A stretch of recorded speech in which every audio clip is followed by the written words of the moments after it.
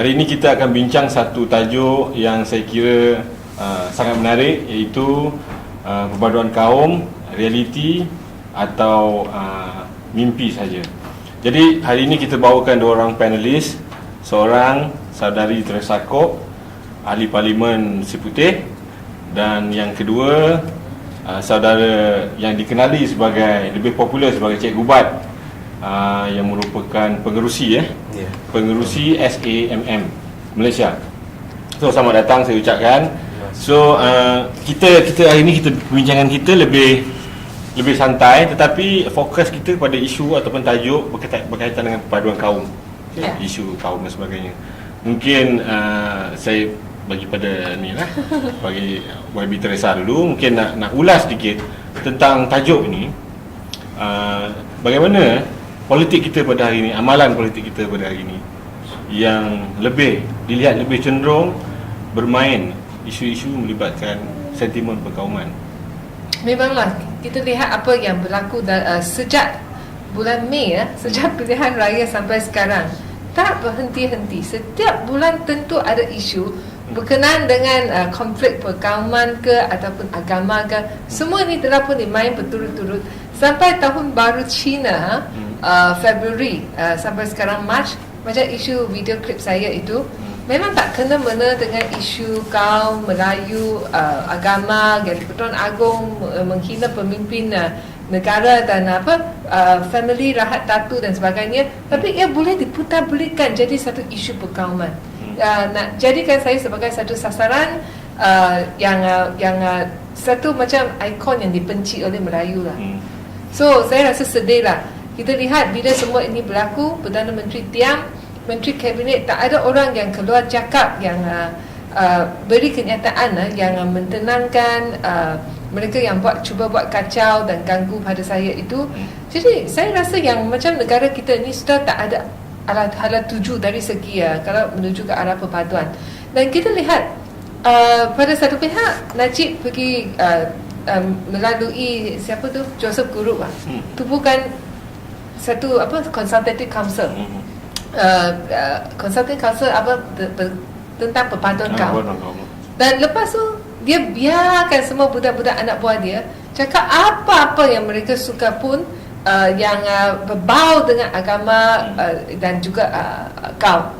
Jadi saya rasa yang negara kita ni sudah macam tak ada hala tuju, yang kerajaan pun kelihatan tidak sincere ataupun ikhlas untuk memupuk perpaduan kaum. Tapi bercakap pasal ada ugutan baru ni berkaitan dengan isu video semua. Ya. Abi rasa takut tak dengan apa ni? Ada sikit bimbang lah, tapi apa boleh buat. Saya ni public speaker, saya wakil rakyat, kena pergi ceramah, kena pergi ke meeting, kena buat kerja, kena turun padang. Saya teruskan apa yang saya biasa buat. Tapi bila pergi ke tempat yang ada ramai orang, macam ceramah ke, perhimpunan ke atau apa, saya yang ahli-ahli saya pun tahu sekarang macam mana jaga saya lah. Mereka akan ikut bersama. Dan juga ada juga kawan-kawan Melayu, mereka yang volunteer tapi kalau pergi ke ceramah, panggil kita akan ikut sama. Saya juga rasa terharu lah. Nampaknya kalau kata perpaduan kaum, ia lebih ada di wujud di kalangan Pakatan Rakyat dan bukannya Barisan Nasional. Mungkin Cikgu Bat nak tambah sikit. Bila bercakap soal perpaduan kaum, mimpi atau realiti ni, saya suka menarik balik benda ni dalam melihat balik daripada aspek sejarah. Dan dalam masa sikit ni saya tidak boleh jadikan dia kuliah sejarah lah. Cuma saya nak menyebut beberapa elemen-elemen penting. Sebelum ini, negara ini didatangi oleh, dan mana-mana negara dalam dunia pun, orang yang datang ke dalam negara itu adalah merupakan membawa aspek dan elemen masing-masing.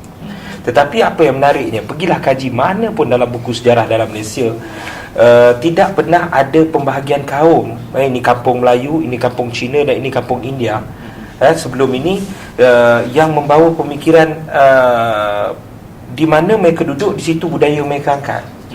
Khususnya bila orang Cina datang daripada jauh daripada negeri Cina. Kalau kita pergi kepada berhala-berhala lama, kita boleh tengok bagaimana dia blend budaya itu sehingga kan pemakaian di dalam penyembahan tersebut ada elemen Melayu itu di situ.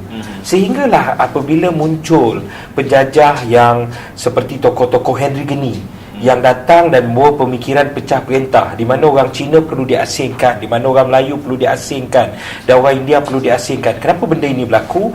Kerana penyatuan negara, yang penyatuan kekuatan rakyat, kesedaran untuk menentang penjajah dan sebagainya.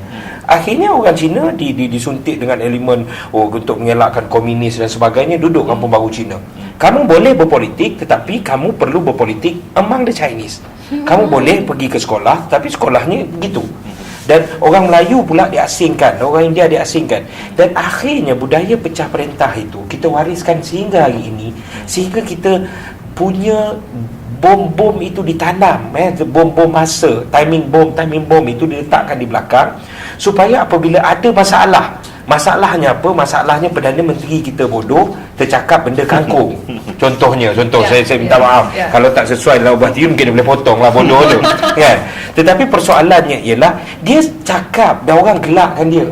Tetapi untuk membela Perdana Menteri ialah buat himpunan di Pulau Pinang, buat poster gambar kononnya pahlawan Melayu bawa parang. Semua orang, itu poster yang semua orang tengok, dan UMNO tanpa segan silu mempromosikan ini. Ayo kita menyelamatkan agama, bangsa, negara. Saya rasa saya orang Melayu. Yang saya malu bukan kerana ada wakil rakyat berbangsa Cina membuat satu stand politik itu yang memasukkan kangkung dalam gambar Najib. Yang saya malu ialah saya ada Perdana Menteri Melayu yang berotak kangkung. Itu yang saya malu. Tetapi bom-bom perkauman ini dinaik dan dilontarkan apabila setiap kali kegagalan dalam pentadbiran. Dan ini pun kita tak boleh pergi ke mana. Saya sebut kepada, khususnya sekarang ini ada selepas daripada era reformasi, khususnya saya tengok DAP antara penyumbang suntikan pemikiran, khususnya daripada elemen politik memecahkan perkauman ini. Apabila saya tengok mula ramai anak muda yang berfikir ke arah bangsa Malaysia, yang dulu ni tabu orang sebut bangsa Malaysia, dan sekarang ni sehingga kan saya bagi tahu dekat anak muda Melayu Malaysia, saya kata kita banyak kehilangan elemen kekuatan bangsa Melayu itu sendiri apabila kita dihuni dengan ketakutan. Saya tutup soalan pertama ni dulu dengan satu contoh. Kita hari tu kita bising soal Candi Lembah Bujang yang kononnya dijadikan dibangunkan dengan tempat perumahan. Candi Lembah Bujang ni itu adalah permulaan sejarah peradaban manusia di rantau ini. Tetapi kenapa kita takut untuk membangunkan Candi Lembah Bujang? Jawapan saya mudah, kerana kita terperangkap dengan elemen perkauman dan agama. Kita nak tutup bahawa orang Melayu itu mesti Islam, Islam itu mesti Melayu. Kita kena ingat yang bawa Islam ke dalam bumi tanah Melayu ni pun bukan Melayu, orang India bawa, orang Arab bawa. Cheng Ho juga antara orang yang membawa pendakwaan Islam. Dan Lembah Bujang itu membuktikan itulah peradaban Melayu yang awal dan budayanya adalah budaya Hindu. Tetapi pertembungan pemikiran ni kita tak boleh terima. Sampai bila anak Melayu boleh berfikir? Dan juga itu legend lah, Hang Tua, Hang Jebat. Sekarang ia macam lenyap dalam sejarah kita. Yang dulu bila saya kecil, saya masih ingat dia macam hero bagi Melayu, hero bagi khususnya Melaka kan. Sekarang kita tak dengar cerita Hang Tua, Hang Jebat.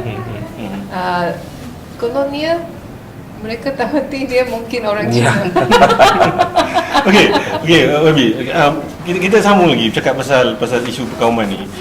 Pengalaman Wabi lah, jadi wakil rakyat, yang dah beberapa penggal, 4 penggal. Di ground sendiri, di kalangan masyarakat ni, dalam pemerhatian Wabi, ada ke soal perbezaan kaum ni berlaku sebenarnya di kalangan orang biasa ni? Adakah perbezaan perkauman ni hanya di peringkat politik saja? Maksudnya di peringkat masyarakat ni pun berlaku juga. Bagaimana lihat benda ni sebenarnya? Memang apa yang berlaku pada pemimpin politik atasan, ia akan ada satu impact lah bagi bawahan lah. Kita lihat macam pada tahun lepas, pada bulan puasa, nama sekolah yang menghendaki budak-budak bukan Islam itu lepasan makan di tandas atau changing room. Ini kononnya. Jadi apa yang berlaku sana memang ada impact. Tapi saya rasa bagi kerana kawasan saya 90% orang Cina lah, dan bagi saya, pandangan saya ialah bagi masyarakat Cina, mereka memang berharap-harap untuk untuk lihat ada perpaduan di antara kaum. Dan bagi saya, mereka juga tidak ada masalah untuk terima calon Melayu dihantar oleh DAP dan sebagainya. Dan kita melihat yang sekarang ceramah di Pilihan Raya Kecil Kajang, bila Anwar Ibrahim pergi, wah, yang tepuk tangan, yang kuat, yang ramai yang hadir ialah orang Cina. Dan begitu juga dengan Wan Azizah dan juga pemimpin lain. Dan saya rasa bagi orang Cina minta lebih agak terbuka, kerana mungkin mereka termasuk ke dalam golongan yang agak tersisih lah dari segi ekonomi ke atau dasar ke atau macam mana. Bagi mereka berharap satu Malaysia yang mana semua kaum ini di sanjung tinggi, dianggap sebagai adil, keadilan wujudnya. Jadi bagi saya rasa pemimpin politik sendiri dah, negara kita ni mestilah keluarkan kenyataan, ucapan yang memang boleh menyumbang kepada pemufakatan ataupun perpaduan kaum. Macam Anwar Ibrahim, sekurang-kurangnya dia yang cakap "Wamen都是一家人", kita semua ni dalam satu keluarga. Dan juga bagi dia juga dah keluarkan kenyataan sudi berdialog dengan Barisan Nasional sebelum hukuman semua ini dijatuhkan. Dan saya rasa ini adalah penting, sikap ini adalah penting. Tapi sekarang saya lihat Barisan Nasional selepas PRU 13 itu, saya tak dengar siapa cakap satu Malaysia lagi. Seolah-olah slogan yang sepatutnya menyatu padukan semua kaum di bawah Malaysia itu telah pun hilang sekarang. So yang SAMM yang menggantikan peranan ini. Macam mana Cikgu Bat lihat benda ni? Adakah orang politik ni sekarang ni terlalu berpengaruh sampai macam dia masalah di dalam Malaysia ni sekarang ni sebab semuanya politik. Semua elemen tu melibatkan elemen politik. Jadi nak minta kerja pun politik, nak beli apa pun semua benda politik. Jadi susah. Jadi persoalannya memang bagi saya ialah kesannya cukup mendalam.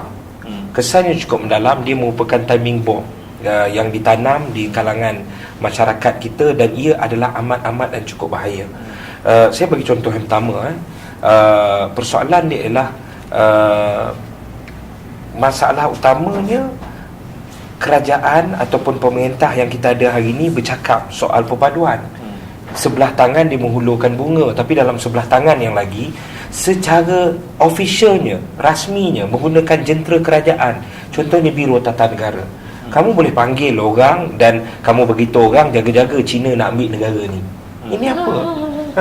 Dan ini masalah dia. Ini secara tidak sedar. Saya cukup simpati dengan sahabat-sahabat UMNO yang ingin melihat negara ini. Ada yang rasuah, ada yang mikirkan perkara sini. Tapi saya tak nafi ada orang yang nak juga duduk dalam UMNO, MCA dan MIC yang ingin melihat negara ini lebih baik. Tetapi mereka ni terperangkap dalam satu suasana yang mereka sendiri tak faham. Yang mereka ikut ini adalah ini Zionisme. Ini adalah dasar apartheid. Ini adalah dasar Nazi, di mana kita secara tak sedar kerangka negara ini diasaskan oleh seorang yang bernama Henry Geni. Siapa dia Henry Geni, Baby? Henry Geni ini adalah pengasas kepada negara Israel yang dihantar ke sini menjadi pesuruhjaya, dan dia yang memperkenalkan sistem pecah masyarakat sebagainya. Secara tak langsung UMNO tu wujud kerana sistem apa? Apa dia Zionisme? Zionisme ni yang salah tu bukan Yahudi, yang salah tu bukan Jews. Jews juga ada Nabi antara yang dipercayai, diyakini oleh orang Islam, ada juga Yahudi. Yang salah itu Zionisme, kerana Zionisme ni cakap hanya Yahudi saja ada speciality, yang ada keistimewaan dalam dunia ini. Bangsa lain semua perlu ditindas. Jadi saya tanpa berselindung, saya kata, adakah apabila ada anutan yang mengatakan bahawa bangsa kita ni adalah yang terbaik dan kita, bangsa lain kena ikut kita.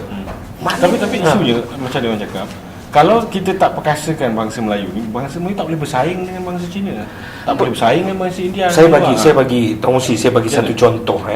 Kalau kita kenal siapa dia orang yang menjelajah dunia yang pertama, manusia menjelajah dunia yang pertama dipanggil Panglima Awang. Panglima Awang ini telah dia duduk di Melaka. Melaka pada zaman itu Ferdinand Magellan, seorang tokoh pelayaran, datang untuk menjelajah seluruh dunia. Jadi dia memulakan pelayarannya di Melaka. Dia buat selection secara terbuka. Di Melaka ada Arab, ada Negro, ada Afrika, ada Eropah, ada semua bangsa. Jadi dia selection. orang yang menang, yang terpilih untuk mengetuai kapal Ferdinand Magellan itu adalah orang Melayu. Melayu Melaka, Panglima Awang. Dan Panglima Awang ikut Ferdinand Magellan pusing Tanjung Pengharapan sampai ke Filipina. Ferdinand Magellan mati kerana tak tahan dengan laut dan sebagainya. Akhirnya mati di Filipina. Siapa yang bawa kapal Ferdinand Magellan balik ke Melaka? Panglima Awang. Jadi siapa yang melindungi dunia kali pertama? Panglima Awang. Dan pada tu tak ada UMNO, tak ada TAP. Melayu boleh hebat. Kenapa Melayu jadi lemah? Melayu jadi lemah kerana kita dimomokkan dengan kata kamu ni lemah, kamu ni lemah, kamu perlu DAB, kamu perlu perlindungan. Akhirnya kita lemah. Ayam daging dengan ayam kampung ni, saya beli ayam sekarang maybe ya. Ayam daging dengan ayam kampung ni, dia daripada induk yang hampir sama, cara penetasan yang hampir sama. Tetapi ayam daging ni diberi makan, kamu jangan pergi mana, kat luar ada musang, kat luar ada ulang, makan gemuk 25 hari sembelih. Tetapi ayam kampung dia 6 bulan, dia sehat, dia gagah sebab kamu kena cari makan sendiri, kamu kena compete. Jadi tiba masanya saya kata, saya menyata, saya dah selalu, mungkin ada yang setuju atau tak setuju, saya kata orang Cina berhenti berlawan atas dasar orang Cina, orang India berhenti berlawan atas dasar orang India, orang Melayu berhenti berlawan atas dasar orang Melayu.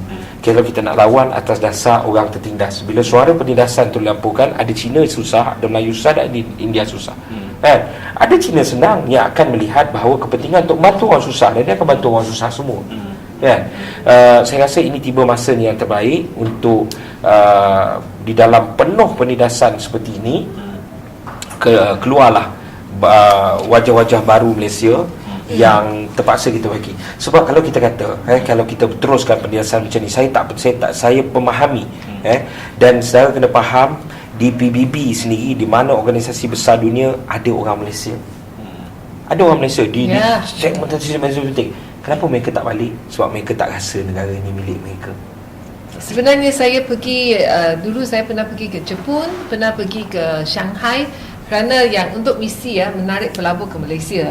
Wah, bila saya jumpa orang Malaysia dekat sana, wah, saya pun terkejut tau. Wah, ada orang muda macam Cikgu Bat bekerja di Shanghai. Kira ada orang India dari Malaysia bekerja di Shanghai. Jadi dan saya pergi Jepun, saya jumpa orang Melayu dalam bidang kepakaran yang berlainan. Jadi saya pun tanya kenapa tak balik. Biasanya mereka sudah selesa, sudah biasa dengan environment dekat sana, mereka dengan balik. Jadi bila kita lihat semua benda daripada sudut kaum, bilakah kita akan maju?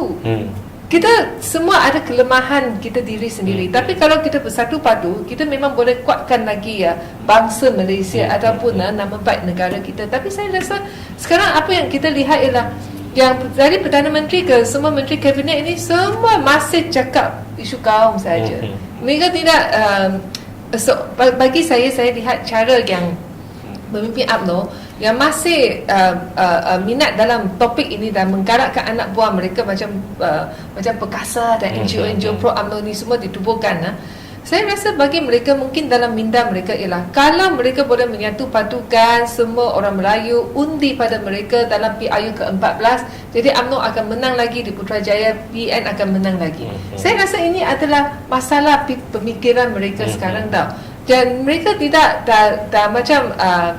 tidak ingin melangkah keluar daripada golongan yang konsep perkauman ini untuk lihat kita macam mana kita memerintah Malaysia secara keseluruhan. Saya pernah ditanya dengan soalan bahawa Cikgu Bat ni orang Melayu. Ya, saya orang Melayu. Cikgu Bat tak sayang ke bangsa Cikgu Bat bila bercakap soal membuka persaingan, bila bercakap soal menolong orang berdasarkan kelas masyarakat, bukan lagi berasaskan kaum. Saya kata saya sayang Melayu, kerana itu saya memilih jalan ini.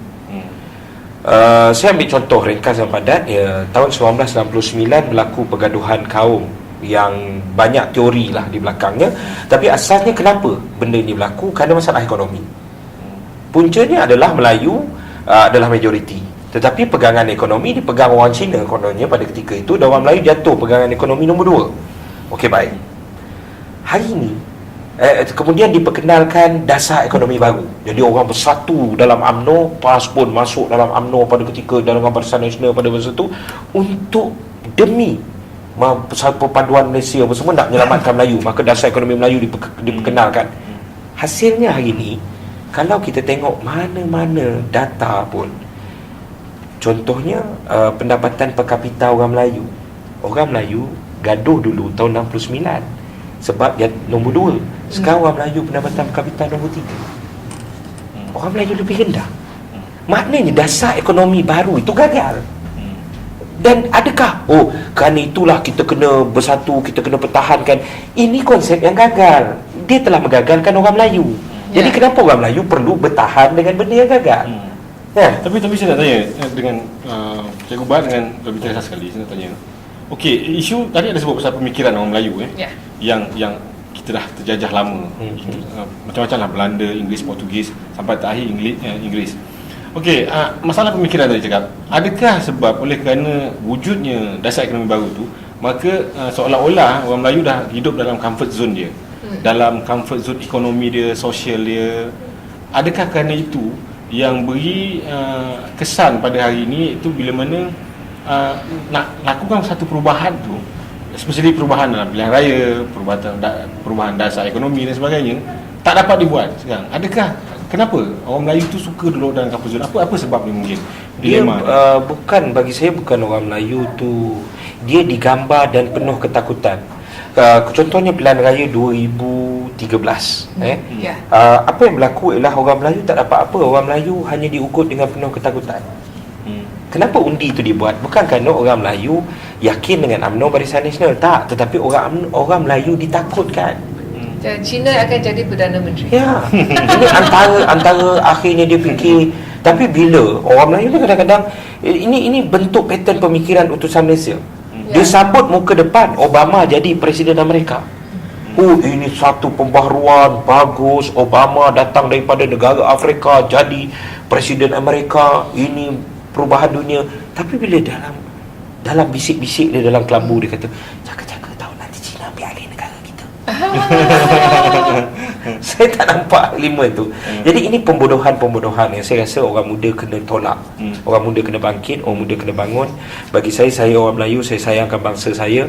Tapi persoalan ni tidak ada jalan lain. Orang Melayu selama ini dasar ekonomi baru ataupun dasar ekonomi yang membantu Melayu itu bukan membantu Melayu, tetapi membantu kelompok orang yang kenal dengan menteri, sepupu dia, kenalan dia, adik-beradik dia. Dan kalau dasar ekonomi itu diperkenalkan dasar ekonomi yang lebih kompetitif ataupun dasar ekonomi berdasarkan kelas masyarakat, tak ada lagi orang boleh bawa Mercedes baru pergi ke pejabat tanah, tanya tanah bagi pihak orang Melayu. Jadi dia ambil behalf of Malay, tapi dia kaya dah, but behalf of Malay. Kita kata dengan dia, minta maaf kita ada tanah tapi tanah Melayu tak ada, tapi ini tanah orang susah. Jadi tak kisah kamu Cina dia. Saya lihat saya pernah pergi ke Hawaii tau. Ke satu seminar oleh East West Center. Tahu pula yang tempat Hawaii itu memang satu masyarakat makmur. Mereka ada keturunan orang putih, jadi ada Japanese dan juga Filipino. Ramai, memang Asian dan juga white yang semua campur. Dan di tempat itu saya difahamkan hampir 50% daripada populasi di Hawaii itu adalah berkahwin campur. Jadi bila kami ada dialog kan bersama dengan profesor dan juga orang di sana, mereka kata walaupun masyarakat masyhur wujud di Hawaii, tapi tak ada masalah perkauman kerana yang perkahwinan campur itu. Jadi dia kata kalau isteri saya itu Japanese dan saya ada kaum kerabat semua itu Japanese, dan lepas tu anak saya kahwin dengan seorang Cina, keturunan Cina, jadi memang ni semua jadi PBB lah, satu keluarga pun United Nation lah. Jadi memang tak ada masalah perkauman kerana semua dilayan sebagai sama rata dan adil. Tapi masalah di Malaysia ini ialah kerana yang isu perkauman itu selalu dimain-mainkan, jadi semua ia menjejaskan juga hubungan di antara kita lah. Agak sanksi waksaga. Bagi saya orang politik, saya dah biasa bergaul dengan Melayu lah, tapi bukan orang biasa. Selalunya macam bila saya ada hadir forum dengan orang Cina, saya ada tanya dengan mereka, bolehkah kita pada hari raya kita pergi lawat orang Melayu semasa hari raya? Dan saya tanya, di antara kamu siapa ada kawan Melayu? Jarang ambil tangan tau. Mereka kena ada Melayu tapi bukan sampai tahap kawan dah. Ini saya rasa ada masalah. Dan ini satu yang saya rasa kita kena balik kepada dasar lah. Yang kalau dasar di bawah Barisan Nasional memang ke arah ini, jadi apa yang Joseph Purut buat untuk tubuhkan Consultative Council nak pupuk perpaduan semua ni akan jadi sia-sia saja.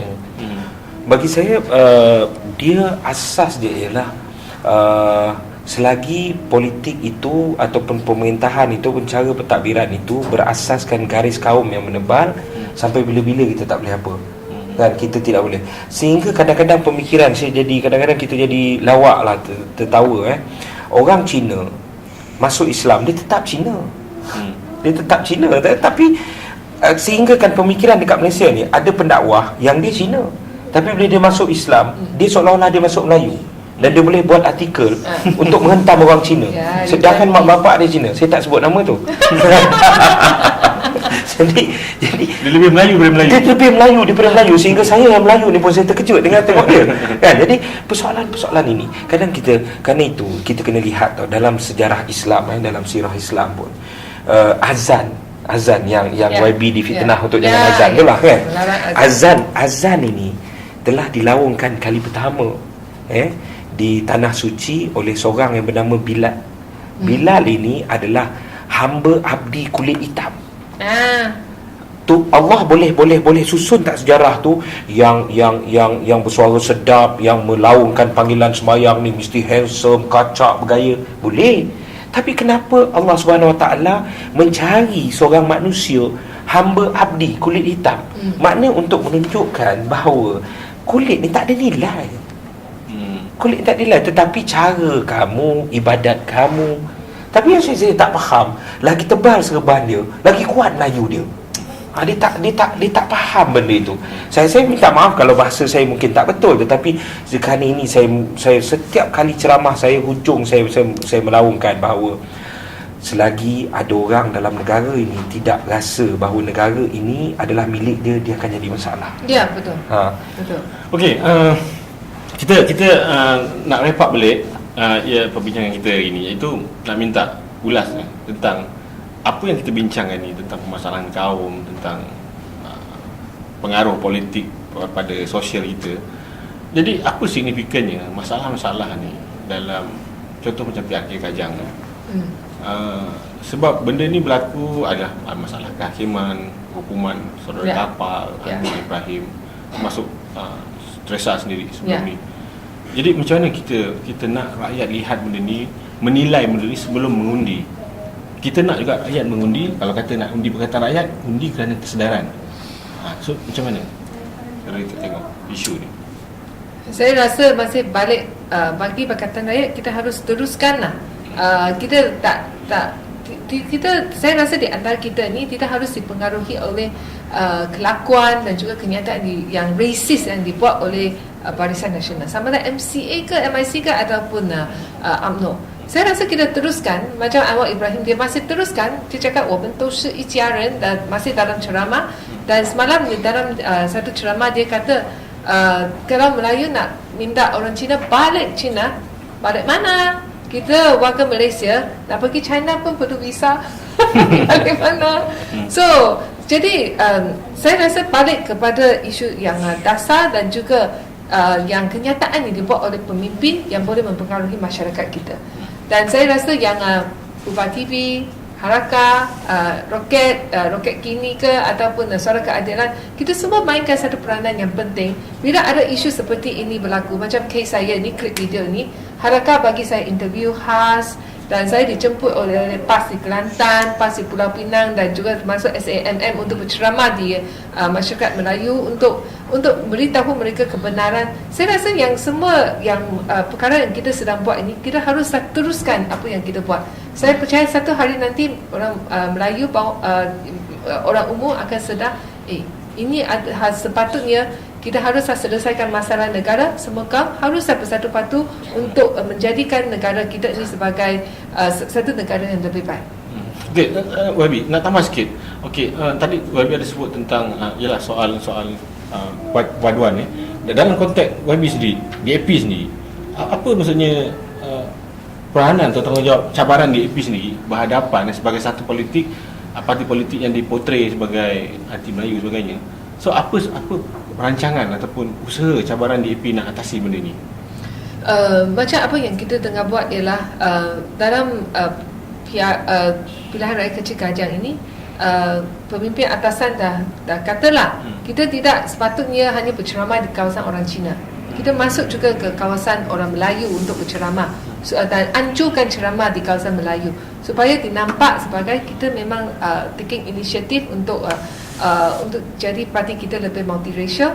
Dan bagi saya sekarang saya selalu pergi ke Sabah Sarawak, ke kawasan pentalaman, kawasan orang asal. Dan saya juga cuba mendampingi menganjurkan program untuk orang Sabah dan Sarawak yang orang asal tu untuk bergaul dengan mereka dan juga mengadakan kursus ataupun seminar kesedaran bagi mereka. Ini adalah semua pendekatan yang bagi DAP yang kami cuba buat untuk mendampingi orang bukan Cina. Saya rasa saya guna ini untuk supaya jadi bagi semua kaum, suku-suku kaum di Malaysia, mereka rasa DAP ini mereka juga ada peranan yang mereka boleh main di dalam DAP. Okey, ini satu tricky question. Apa pandangan Cikgu Buat tentang cabaran DAP ni berhadapan dengan masalah ni? Adakah itu akan berkesan? Saya melihat dia begini cabaran utama dia bukan hanya terletak pada orang Melayu tetapi juga pada Cina dan India. Kalau kita benar-benar boleh meletakkan perlawanan itu berasaskan kepada masalah ataupun kelas masyarakat, ia boleh berbeza. Saya memahami, saya punya kawan dalam perkasa dan sebagainya kerana mereka melihat seolah-olah ada kumpulan lawan mengenai hak India, ada kumpulan lawan mengenai hak Cina, dia pun kena lawan mengenai hak Melayu. Ada yang fikir macam tu kan? Tetapi ini adalah pecahan-pecahan yang saya cakap dengan jujur bahawa ini akan terus cuba dikekalkan oleh pemerintah. Ini pattern pecah perintah. Kerana parti yang diwariskan, kita kena ingat UMNO ini diwujudkan atas platform ataupun jalan yang dibentuk oleh penjajah. Begitu juga parti-parti lain dalam Barisan Nasional. Ini adalah parti warisan penjajah. Kalau mereka tidak boleh survive kalau isu kaum dan isu agama ini tidak dimainkan. Kalau rakyat boleh cross isu agama dan isu kaum ini dengan mudah, memikirkan bahawa dia masalah sebenarnya apa, saya boleh merasakan bahawa mereka tidak ada. Kerana itu kalau saya duduk di peringkat UMNO pun saya tak ada jalan lain kecuali memainkan isu kaum dan kaum. Sebab ini sahaja sebuah mereka. Ini modal politik mereka semata-mata. Kerana itu saya merasakan bahawa DAP, keadilan maupun PAS perlu memainkan peranan yang lebih besar lagi untuk menghentikan perlawanan berasaskan kaum ini. Betul ada orang India susah, tetapi kita jangan lupa ada orang Cina juga susah. Kalau kita kata Pulau Pinang tu jadi negeri Cina, tapi kita kena ingat kalau nak cari Cina paling susah di Malaysia, Pulau Pinang lah. Cina tu cari becanya, Cina cari tinnya ada di Pulau Pinang itu. Maknanya persoalan dia sekarang ni ialah berdasarkan kesusahan. Yang kedua, saya cuba merumuskan pertemuan kita pada petang ini ialah dengan memberitahu kepada teman-teman anak muda di luar sana, cukuplah.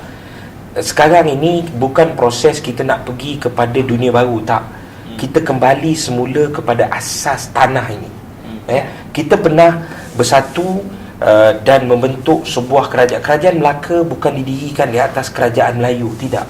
Kerajaan Melaka itu didokong dengan semua kekuatan yang ada di bumi Melaka itu. Dia multiracial dengan pelbagai warga negara, pelbagai warna, dan kita pernah pergi ke tahap itu. Begitu juga kerajaan Langkasuka, kerajaan mana dalam sejarah yang disebut ini. Tetapi sekarang ini masalah kita ialah masing-masing takut. Anak muda India nak menegur, takut because aku ni India. Sebab ini terap pada pemikiran Cina, kamu meniaga saja. Kamu meniaga, nanti kamu dapat untung, sudah. Kan? Kerana itu kita kena pergi keluar dengan vokal sekarang ini. Orang India kena faham, kalau kamu nak balik Kerala, kamu tak ada Kerala pun nak balik dah. Balik Kerala, biar Mahdi seorang balik Kerala, sudah. Tapi kamu tak ada Kerala. Kamu beranak di Malaysia, kamu beranak di Kuala Lumpur, kamu beranak di Kajang, kamu beranak di Seremban. Itulah tanah air kamu. Ya, betul. Kau orang India, kamu beranak di sini, kamu membesar di sini, ini adalah tanah air kamu. That's why we must stand up brave, we must defend this country, because this is the one and only our mother's soul land. Kamu boleh pergi jauh macam mana pun, kembali baliklah. Dan kepada mereka yang berada di luar Malaysia sekarang ini, yang sedang menabuh hikmat, mencari pendapatan luar negara, kembali balik ke negara ini, saya merasakan bahawa pilihan raya akan datang ini adalah pilihan raya yang sangat baik, sebab mereka telah menggunakan isu perkauman sampai ke tahap paling maksimum. Ya, dan penyelewengan kuasa seperti membicarakan Anwar Ibrahim, Kapal Singh dan sebagainya. Dan bagi saya sekarang ini ialah mereka akan pergi limit. Semua orang ada kes mahkamah. Saya ada 4, Rabi ada berapa saya tak tahulah. Maknanya semua akan beratur masuk dalam. Ketika penindasan itu di puncak, kejayaan itu terlalu hampir, hanya dengan keberanian dan kesedaran anak muda bangsa Malaysia. Okey, terakhir sekali Rabi, ulasan sikit untuk menutup perbincangan kita hari ini tentang, mungkin ada mesej terbaik untuk rakan-rakan kita kat luar sana. Bagi saya rasa kita sekarang, kita semua menghadapi satu cabaran besar lah. Macam saya, cabaran sengit sudah 1 bulan lebih masih main isu klip video dan mereka masih gunakan gangster nak ganggu saya melalui cyberspace dan juga mobile phone lah. Bagi saya lihat apa yang saya lalui sekarang ini, ramai lagi pemimpin Pakatan Rakyat dan wakil rakyat Pakatan Rakyat akan lalui, mereka akan cari sasaran satu persatu, semua didakwa, dihukum dan sebagainya. Dan saya rasa yang negara, dan saya juga lihat ekonomi negara kita ni, ia akan turun lah. Ia tentu akan turun, dan juga sumbutan daripada rakyat dan juga kemiskinan tentu akan naik, khususnya kalau selepas pelaksanaan GST pada tahun depan itu. Saya rasa rakyat akan jadi lebih susah. Saya rasa sampai tahap itu orang sudah tak boleh tahan lagi, baru ada peluang bagi Pakatan Rakyat untuk masuk ke Putrajaya. Okey, terima kasih YB, Teresa dengan Cikgu Bat. Satu ulasan yang sangat baik saya kira, dan sedikit sebanyak saya percaya ulasan-ulasan yang diberikan oleh kedua panelis kita pada malam ni akan pastinya dapat memberi maklumat tambahan kepada kita, khususnya dalam situasi sekarang yang berhadapan dengan pilihan raya kecil Kajang. Dan kita harapkan semua input-input yang kita bincangkan pada hari ini dapat memberi kesedaran, kefahaman baru untuk kita menilai, membuat penilaian, bukan saja untuk memilih kerajaan tetapi untuk menentukan masa depan kita. Oleh itu, sekali lagi saya ucapkan terima kasih kepada Wabi Teresa Kok dan Cikgu Bat. Kita ucapkan selamat berjaya pada mereka. Dan sekali lagi, kami bagi pihak produksi Ubah TV ingin merakamkan sekali lagi doa dan harapan kepada MH370. Kita harap usaha pencarian itu akan membuahkan hasil. Kita juga doakan kepada semua anggota keselamatan, pasukan keselamatan yang keluar di luar sana, berhati-hati dan selamat pergi dan selamat pulang serta mencapai kejayaan. Seterusnya saya ucapkan ribuan terima kasih. Selamat malam. Terima kasih.